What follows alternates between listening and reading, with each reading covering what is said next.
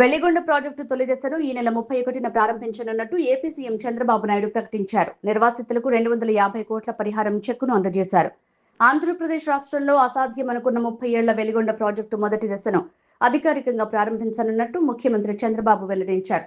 ఈ చారిత్రాత్మక ఘట్టానికి ముందు ప్రాజెక్టు నిర్మాణంలో తమ భూములను కోల్పోయిన వెలిగొండ నిర్వాసితులకు ప్రభుత్వం 250 కోట్ల విలువైన పరిహారం చెక్కును అందజేసింది. అమరావతిలో జరిగిన కార్యక్రమంలో ముఖ్యమంత్రి చంద్రబాబు నాయుడు వెలిగొండ ప్రాజెక్టు నిర్వాసితులకు చెక్కులు పంపిణీ చేశారు. ఈ సందర్భంగా ముఖ్యమంత్రి చంద్రబాబు మాట్లాడుతూ వెలిగొండ ప్రాజెక్టు నిర్వాసితులకు మేలు జరిగేలా ప్రభుత్వం నిరంతరం ప్రయత్నం చేస్తోందని భరోసా ఇచ్చారు. దశాబ్దాలుగా నలుగుతున్న నీటి సమస్యకు శాశ్వత పరిష్కారం చూపించాలనే సంకల్పంతోనే ఈ ప్రాజెక్టు పనుల్ని పూర్తి చేశామని ఆయన స్పష్టం చేశారు. 30 ఏళ్ల కల సాకారం. వెలిగొండ ప్రాజెక్టు ఈ ప్రాంత రైతాంగం 30 ఏళ్ల కల సాకారం. వెలిగొండ ప్రాజెక్టు ఈ ప్రాంత రైతాంగం 30 ఏళ్లుగా కంటున్న సాగు తాగునీటి కల. ఈ ప్రాజెక్టు నేపథ్యాన్ని గుర్తు చేసుకుంటూ ముఖ్యమంత్రి చంద్రబాబు నాయుడు కొన్ని కీలక విషయాలను పంచుకున్నారు. తాను సీఎంగా 1995లో ఆ ప్రాంతానికి వెళ్లినప్పుడు అక్కడి రైతులు తమకు సాగు తాగునీరు ఇవ్వాలని కోరారని గుర్తు చేసుకున్నారు.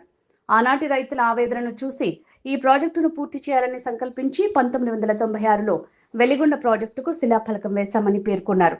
1996లో తానే శంకుస్థాపన చేసిన ప్రాజెక్టును తిరిగి 2026లో ప్రారంభించుకోవటం తన అదృష్టమని చంద్రబాబు కామెంట్ చేశారు.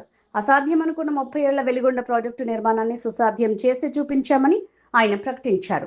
నాడు ఎన్టీఆర్ వేసిన వివిధ ప్రాజెక్టుల ఫౌండేషన్లను పూర్తి చేసి ప్రారంభించడం తన అదృష్టంగా భావిస్తున్నట్టు ఆయన పేర్కొన్నారు. 2 ఏళ్లలో 2250 కోట్ల ఖర్చు. వెలిగొండ ప్రాజెక్టును సకాలంలో పూర్తి చేయడానికి ప్రభుత్వం చూపిన చొరవ అసాధారణమైంది.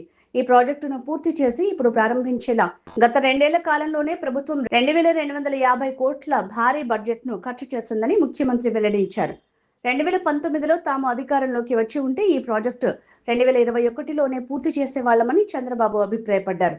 గత పాలకులు చేసిన డ్రామాలతో ఈ ప్రాజెక్టు పనులు సాధ్యం కాలేదని చంద్రబాబు ఆరోపించారు. గత పాలకులు రాష్ట్ర ఆర్థిక వ్యవస్థకు తీవ్ర నష్టం చేకూర్చారని ధ్వజమెత్తారు.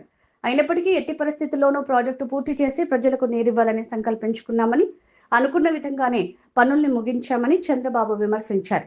నీటి భద్రతకు కట్టుదిట్ట చర్యలు. ఈ ఏడాది రాష్ట్రంలో నెలకొన్న ప్రతికూల వాతావరణ పరిస్థితులపై ముఖ్యమంత్రి మాట్లాడారు.